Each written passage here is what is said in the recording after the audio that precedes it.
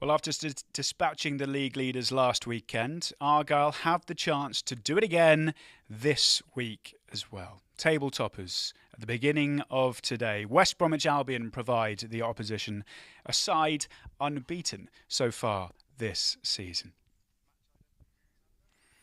All the build-up is coming your way over the next half an hour here on Argyle TV. It has been 31 years since Argyle last tasted victory against the Baggies. Will they end that hoodoo today? Well, you can find out with us. As always, this is the place to be to follow all of the action. Hello, I am Charlie Price. Good afternoon. And for the second week in a row, Argyle have one of the toughest assignments in the Championship. Last weekend, the 5-goal thriller saw Wayne Rooney grab his first league win as Argyle boss. Today, he has the chance to try and get his first away win as head coach, but it will not be easy. You can follow all of the action with us here on Argyle TV. Match passes will be available to purchase on our website as we speak. Both audio and video streaming is available. Head to pafc.co.uk for all of the details of where and when you can buy your passes from. And as you can see, joining me for this afternoon's game and over the next couple of hours as we watch all of the action is the former Argyle women's captain, Katie Middleton. And Katie, another easy game in the Championship, eh? Yeah, they're all straightforward, aren't they? Now it should be a good game. Another challenge for Argyle for sure after a really good performance result last week. So yeah, looking forward to it today. Now, as we speak, West Brom are not actually top of the table because Sunderland are winning against Middlesbrough at the moment. But start of play, it's another table-topping side. And as you kind of said, we did it last weekend. Confidence will be high headed into today. Yes, it's away from home, but backed by just over 2,000 Argyle supporters. Why not? Yeah, exactly that. Why not? I think the second half performance last week was great, and we want to be sort of carrying that momentum on. I think every game so far this season there's been progress, and if we can see that again off the back of last week's result, then I think we're certainly heading in the right direction. But it's going to be tough. Like I say, there's no easy games in the Championship anyway. But when you're playing who were top of the table at the beginning of the day, it's they're there for a reason. So we'll see what they've got today. We'll go into more detail in a minute, but just on West Brom, one of three sides that are still unbeaten this season. They've got the best defence in the league. It is still early days, but it's a really positive start from them, isn't it?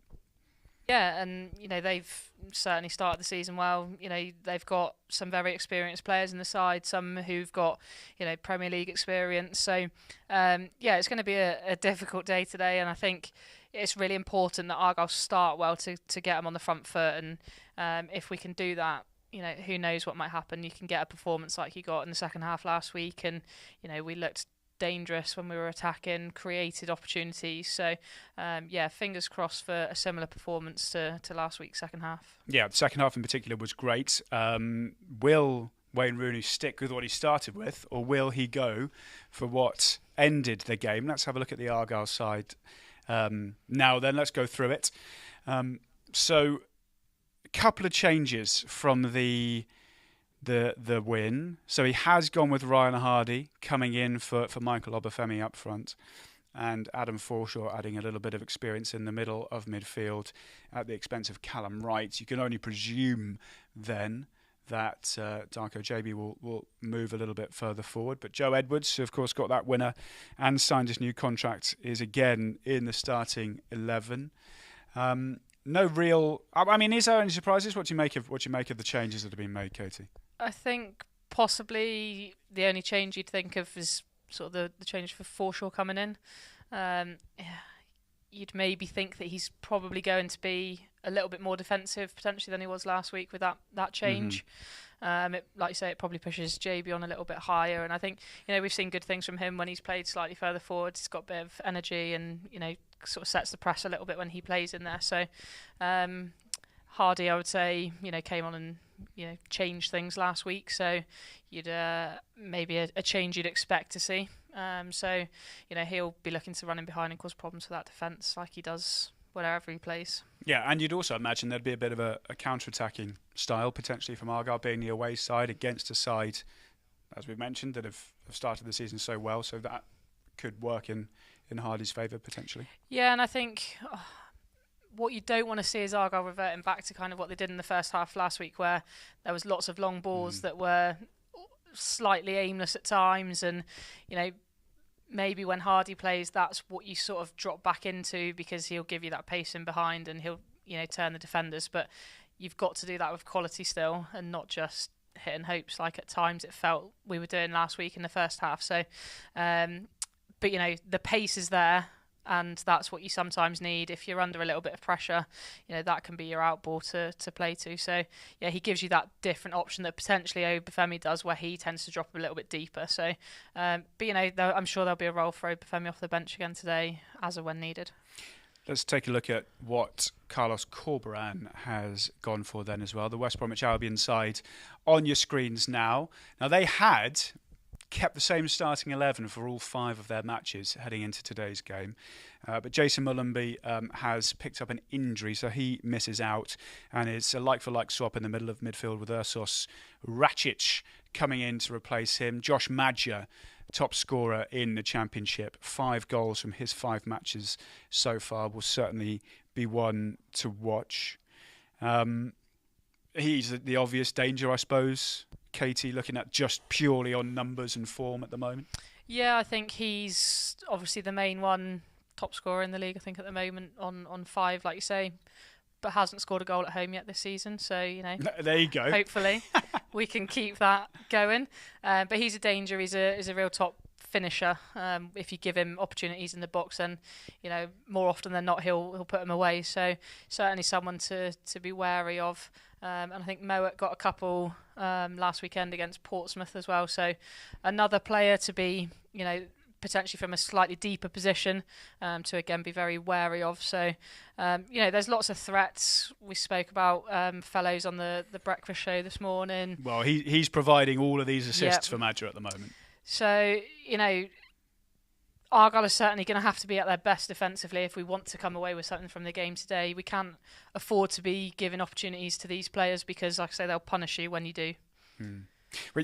As well as the attacking end of the pitch, which we've seen there, Josh Madger, Tom Fellows, Grant as well up there, who's done well against Argyle in the past. At the other end of the pitch, best defence in the league, only conceded 2 goals, has been very settled. Got someone like Alex Palmer, who's played at this level for years. He obviously had that brief spell at Argyle, but Sami Ajayi, Kyle Bartley, Darnell Furlong, they're solid Championship players, and they've added Hegem in this season, and that's been the back 5 all season, and it's done well. Yeah, and I think it's a test again for Argyle, isn't it? And we spoke about it a lot last season. When you're in these Championship games that just keep coming thick and fast, you're going to come up against players of different quality, and sometimes that'll be attacking players, sometimes that'll be defensive players, and it's how Argyle can break down a solid back 5, as you say, with the keeper as well. Can we get people in that little sort of number 10 role that can cause problems and make a difference? Players like Kyle Bartley don't want to be turning and running towards their own goal. Things that are in front of them they're happy with. So it's how Argyle can kind of counteract what they're good at, and use that to our benefit today. Yeah, and like you mentioned right at the start, we saw that in the second half against Sunderland. It took a little bit of time to get that sort of feel, but that's, again, I imagine what Wayne Rooney, Pete Shuttleworth, all of them will be looking to try and do. Yeah, and I think there were times, again, in the first half last week that things just didn't quite click, and those units together didn't quite work, and like I say, we were trying to force things a little bit, but certainly in the second half, things certainly came together a bit more. People started to get into better areas in the pitch, find those little pockets of space that they could, hurt the opposition in, and that's essentially what we need to try and do today. And whether that's, like I say, GAB, he plays in that number 10 role today, or if Al Hajj comes on later in the game, he made a difference last week. So there are different options from the bench as well that I'm sure, like I say, Rooney will turn to today at some point. Now, just looking at social media and the comments that are coming in from you guys as well at home, people are kind of talking about why El Hadj isn't playing. Obviously he didn't have much of a pre-season, but there's plenty of people hoping he can have some sort of impact. We've got Dan saying up the super greens / yellows for today in what looks like a very wet, overcast grey Hawthorns at the minute. Hopefully those bright yellow shirts can add a splash of colour to it. Arthur also posting a picture of him watching and listening from back home. Hope you enjoy the game, Arthur, with us here on Argyle TV. Lots of positivity from the Argyle supporters, as you'd imagine, after last weekend's victory over Sunderland. Now, let's hear from the Argyle camp, shall we? Pete Shuttleworth was the man tasked with facing the media. He spoke with Rob McNichol. As we go away from home, for the first time in a while, actually, it's been quite a strange little period without too much travelling to do. But as we go up to West Bromwich on Saturday, as well as having the Sunderland game in mind, will the QPR game be in mind? Because certainly up until the point where we went down to 10 men, I thought we were on top in that game. We were playing really well. It was a totally different performance after that, but no lesser accomplishment to come away with that point. That was a real boost, I thought, to have that performance and that result on the road. Maybe that's something we take through to Saturday as well. Yeah, and take something from every game. Like there's been bits in every game where you think that's what we want to happen. Even the last bit against QPR when we're down to 10 men, the desire to defend your goal, to defend your box was outstanding. And in every game of football, if you can bring a little bit of that, you can bring our quality, which you showed on Saturday, and we can put all them bits together, we'll be a good side. And we keep telling the lads to believe in that as well. There's a lot of quality in our changing room, but also a lot of hard work, a lot of togetherness, a lot of desire to go and win football matches, and if we can keep building on that, then we'll surprise a few this year. What are you expecting from West Brom in terms of their the way they play? Do they have a similar start to anyone we've played so far this season? What sort of thing are you expecting? No, they're a bit different, but they've had a good start. There's a lot of experience, a lot of championship experience in that team. A team that's been together for a while, and it's no surprise they've started well. They've added bits of quality in there as well. They've got some pace, and they've got a lot of depth as well. The subs who came off in their last game at the weekend shows the quality they've got. So we expect a tough challenge. It's a tough place to go. It can be a good atmosphere up there when they're playing well. We've been there a few times, and we've got to be able to deal with that and then put our own stamp on the game as well. So yeah, it'll be a tough challenge, but one we're ready for. From an Argyle perspective, obviously with coming out of a win, but there was also substitutes that were involved and other people that would be champing at the bit to get into the side. How are we looking as a squad? We've got a big squad now. We've got a big squad with loads of quality, loads of depth in it. I've just asked a question there about the starting 11, and we've actually got 19, 20 players who could all play in our 11 without weakening it. And it's about those players who are in, keeping their shirt with their performances and their commitment to what we're asking them to do. Those who aren't in the team battling and wanting to take that shirt from them, and that can only be healthy. Interesting guy, Pete Shuttleworth. I always enjoy listening to him talk. Speaks really well, explains things really nicely. And that last point he was just making there about, juggling's the wrong word, but sort of like having the squad now, the numbers in the squad. If you look at some of the players that aren't even involved today, it's Plankathwello, Sorinola, Saka is back. They're all players that could have an impact in a game. But we saw last week about the substitutes and how well they did impact the game, and that is going to be vital because you're not going to get it right from the start of matches every single time, are you? No, and it's about how you use your squad throughout the season. There'll be games where people will be unavailable, and who's ready to step up and take that shirt then. But it's about the players that get selected in the starting 11. What can they do? What can they show? And can they keep that shirt and that start in place essentially? But all of those players will know that the quality they've got on the bench is going to be key. And like we said last week, essentially probably the changes won us the game eventually. So, and it's again up to Rooney and his staff to make those decisions at the right times when they see it's fit to make those changes and bring on players who can make a difference in a game. Something that Pete mentioned there, Wayne Rooney has said, we've spoken about as well. Lots of people have been mentioning it. It's the sort of week-on-week improvement that we've seen from the squad and the players. And we've, as Pete said there, you've seen enough in most games. Take the first one aside, that they're learning what Wayne Rooney and what Pete Shuttleworth and the other coaches are putting into them. And it does take a little bit of time. And I was looking at the table the other day, and that win, it just takes one win to completely change the way you have an outlook on the table. And it could be the same again if we go and get a point today. If you get 3 points, magnificent. That would be great. And you can see that improvement. And it will take time. It's a new regime, isn't it? And it's encouraging that we've seen it pretty early on. Yeah, and I think it's encouraging that there's been progress game on game, and that's what you want to see. Like you say, sometimes it won't always be right and you won't always necessarily get results, but actually from a performance perspective, if there are bits in games where you can see that things are progressing and people are playing better together, people are linking up better on the pitch, then that's essentially what you want. And like you say, a win, a couple of points jumps you right up the league, and everyone's a lot happier when you're sat 16th as opposed to 23rd or whatever. So those, and like I say, it's early days, but it's positive that we're building and we're taking points from games.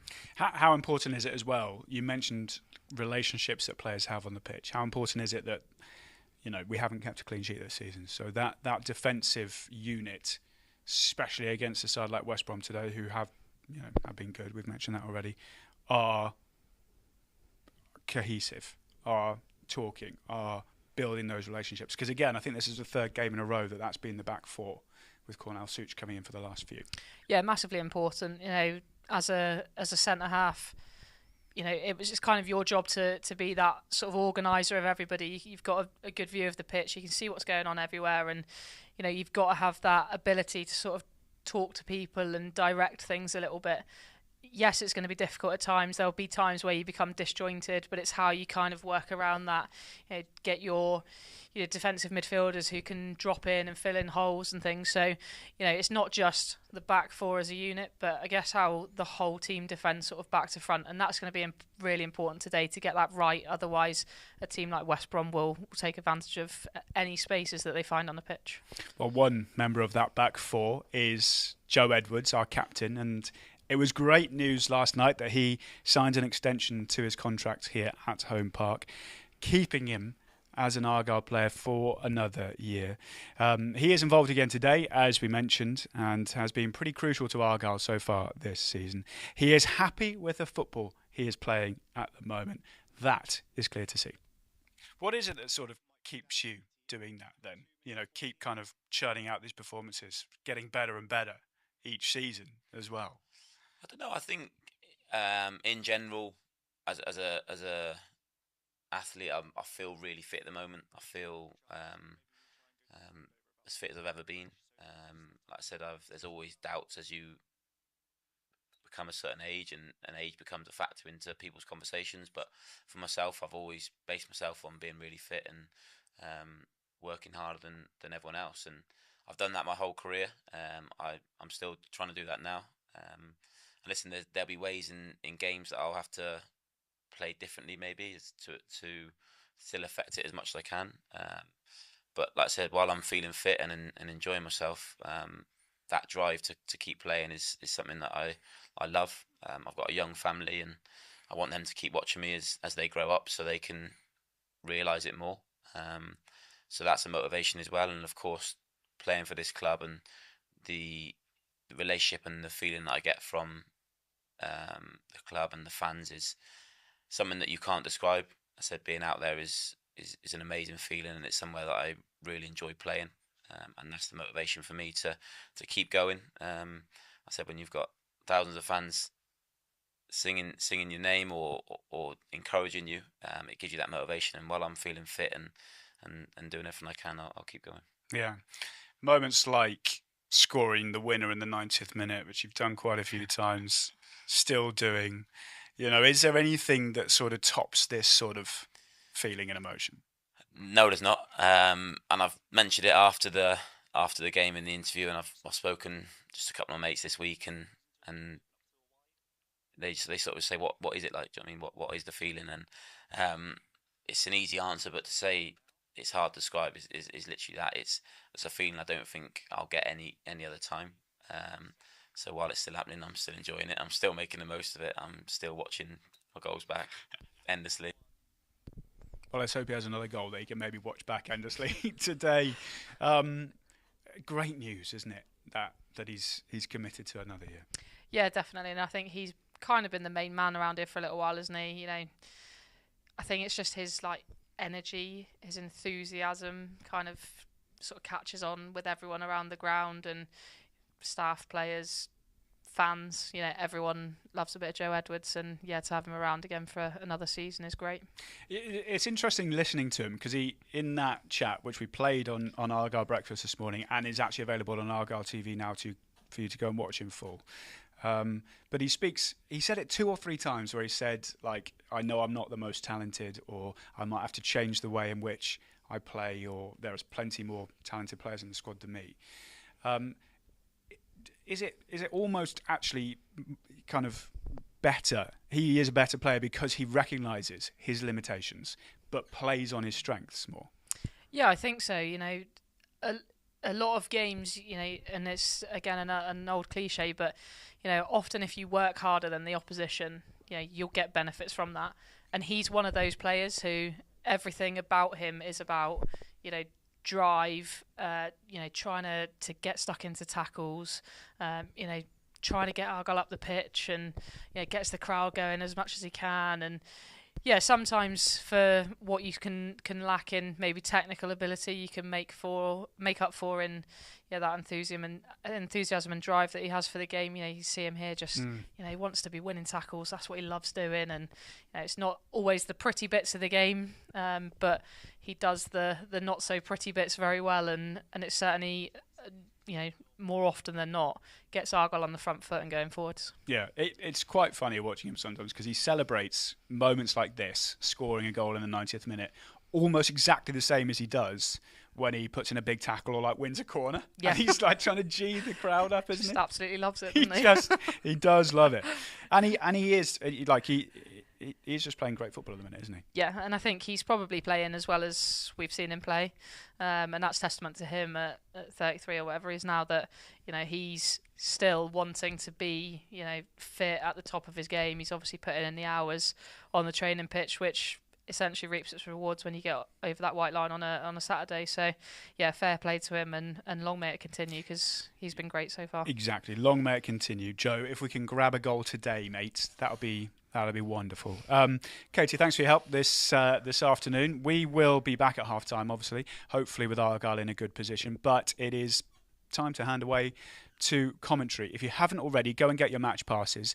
If you're in the UK, it's audio only. They cost £2.50. If you are in selected areas overseas, you can watch the game as well.